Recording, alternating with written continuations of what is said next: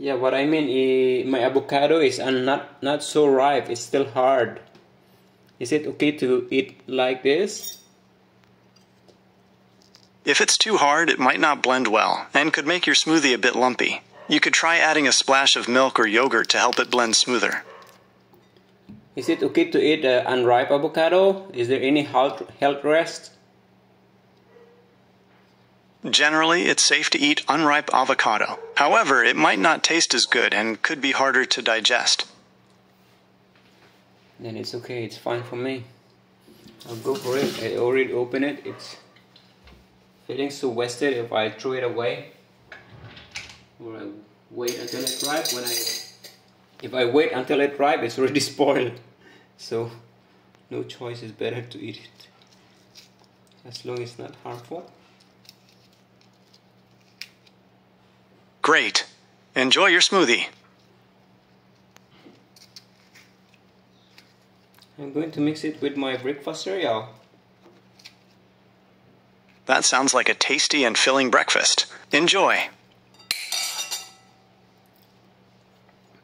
It's not easy to peel off the avocado skin. It can be tricky to peel an unripe avocado. You could try using a spoon to scoop out the flesh.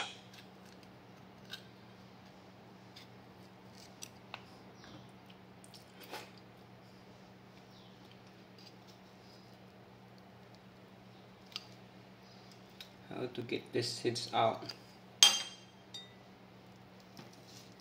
You can try gently wedging a spoon under the pit to loosen it, then carefully lift it out. Be careful not to damage the avocado.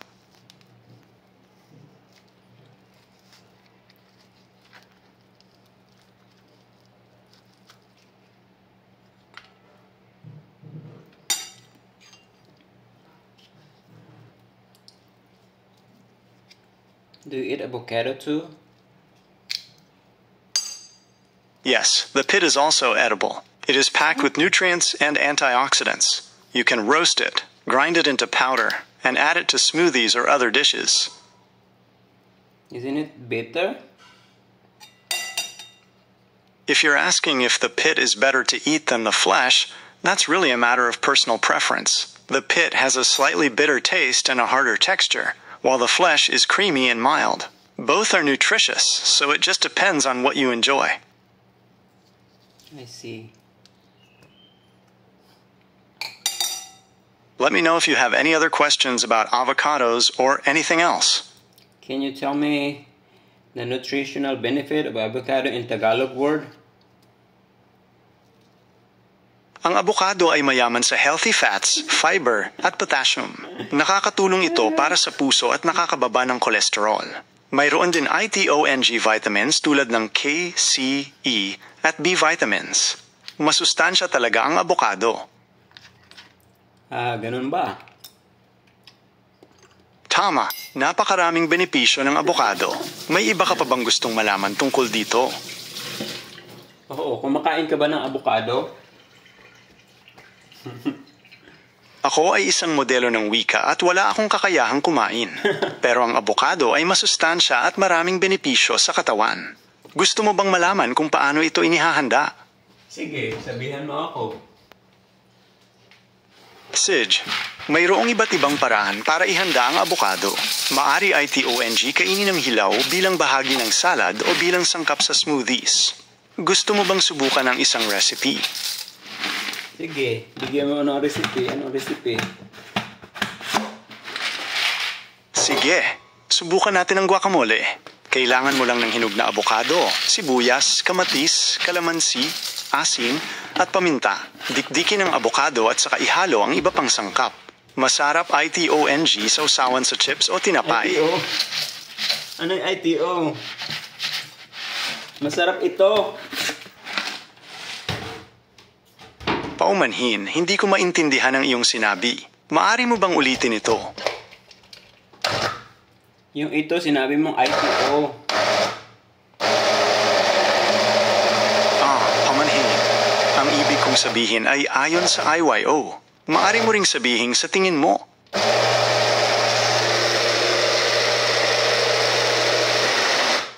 Hindi tama yung pagbasa mo ng ITO. Ng ito. Paumanhin, hindi ko maintindihan ang iyong sinabi. Maari mo bang ulitin ito? Hindi tama yung sinabi mo, yung pagbasa mo ng ITO. Dapat ito. Dapat pala ito ang bigkasin. Salamat sa pagtutuwid. May iba pa ba akong maitutulong sa IYO? Ano naman yung IYO? Iyo. Ang IYO ay nangangahulugang Iyo ang tamang paumanhin, pagbasa hindi doon, ko iyo. maintindihan ang iyong sinabi. Maari mo bang ulitin ito? Ang tamang pagbasa doon ay iyo. IYO pala ang tamang bigkas. Salamat sa pagtutuwid. Hindi, May iba pa yung ba akong maitutulong? Yung IYO, ang tamang pagbasa noon ay iyo. IYO pala ang tamang bigkas. Salamat sa pagtutuwid. Kulit mo. May iba pa ba akong maitutulong sa IYO? Ang kulit mo, hindi nga IYO. Iyo nga yun. Iyo, hindi IYO. IYO pala ang tamang bigkas. Salamat sa pagtutuwid. May iba pa ba akong maitutulong sa Ayaw ko IYO? sa'yo. Hindi ka nakikinig sa akin. Ayaw mo akong pakinggan.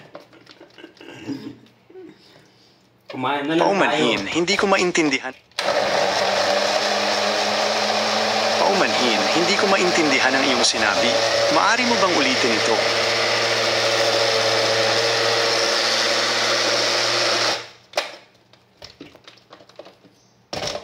Kumain na lang tayo.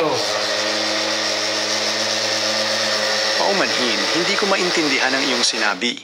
Maari mo bang ulitin ito? Yung pagbasa mo ng IYO, or IYO, ang tamang bigkas doon ay iyo. O tinan mo, creamy, di ba? Ano masasabi mo? IYO pala ang Mukhang masarap at malinam namang iyong ginagawa. Ano pa ang gusto mong idagdag dito? Ikaw ang idadagdag ko dito. Ako ay isang modelo ng wika at wala akong kakayahang kumain.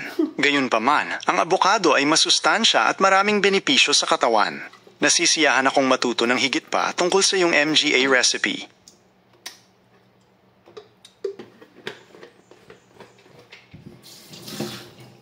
Ano naman yung MJA, mga?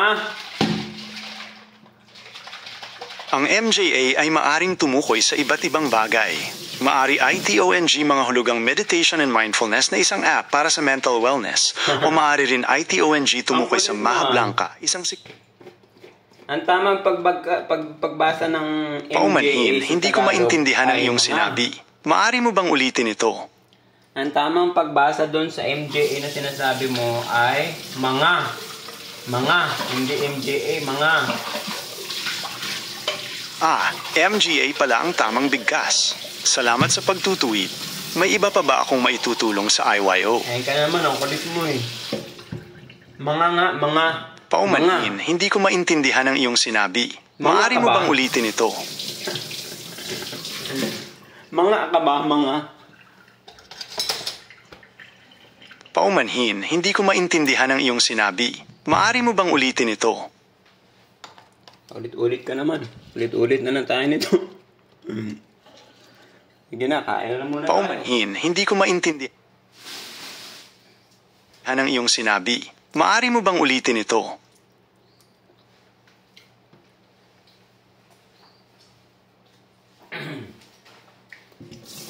Now I'm going to speak to English. The word MJA that you mentioned just now, it's actually pronounced as mga in Tagalog or mga.